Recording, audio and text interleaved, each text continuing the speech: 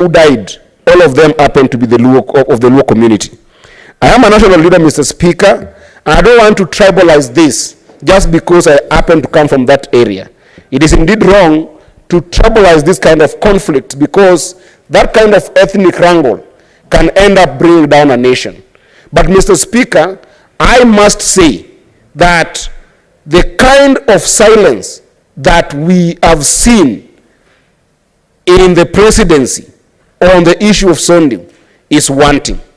I say wanting because the president of this country has appointed a cabinet secretary who is supposed to deal with issues of this magnitude. Mr. Speaker, when the cabinet secretary who is in charge of interior and security went to Sondu, Mr. Speaker, he did not take time to sit down with the leaders on that area and deal with the overarching issues of these tribal killings. Instead, the cabinet secretary, Mr. Speaker, ended up just sitting with the police administration. And this happened knowing very well that when the clashes started, the police were supporting members of the other communities to facilitate this kind of crimes, Mr. Speaker. They were on TV and we saw this, Mr. Speaker. What is your point of order, Majority Whip? Mr. Speaker, sir, I want,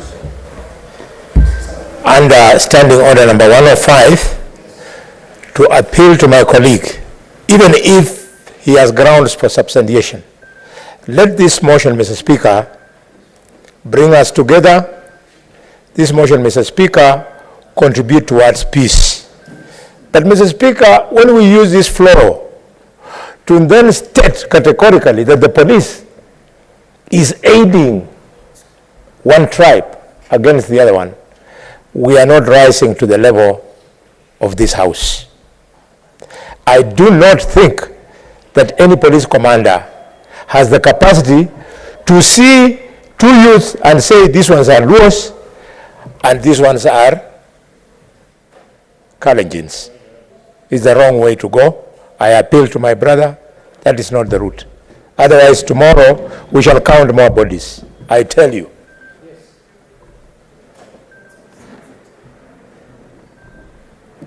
Senator Eddy, can you correct your statement if that is what you had said? Mr. Speaker, I've given you the statistics that are in the national domain. Of the, if there are crashes anywhere and 8 people have died and there happen to be random clashes and out of those 8 happen to be a member of one community, why must I not mention that?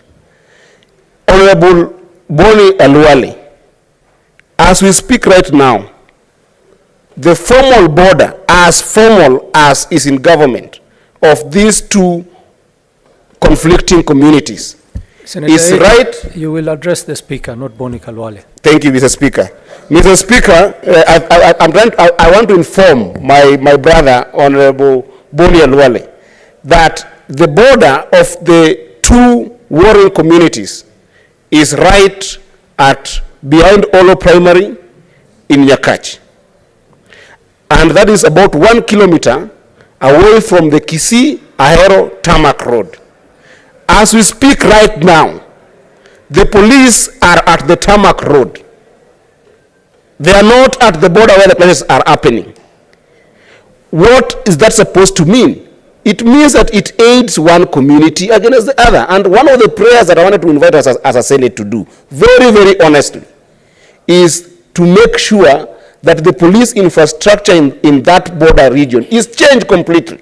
So that we can have new officers and new authority that can be able to deal with this issue without any bias so that these communities can be at par. But what I was also alluding to is that the president must make a pronouncement on this issue. The reason is, if the CS went there a few months ago and was not able to resolve these issues, and the president does not pronounce himself on this matter, Mr. Speaker, the president comes from a community that is in power today, and the other community is perceived to come from the opposition, Mr. Speaker. If we don't deal with that issue in a way that the president are not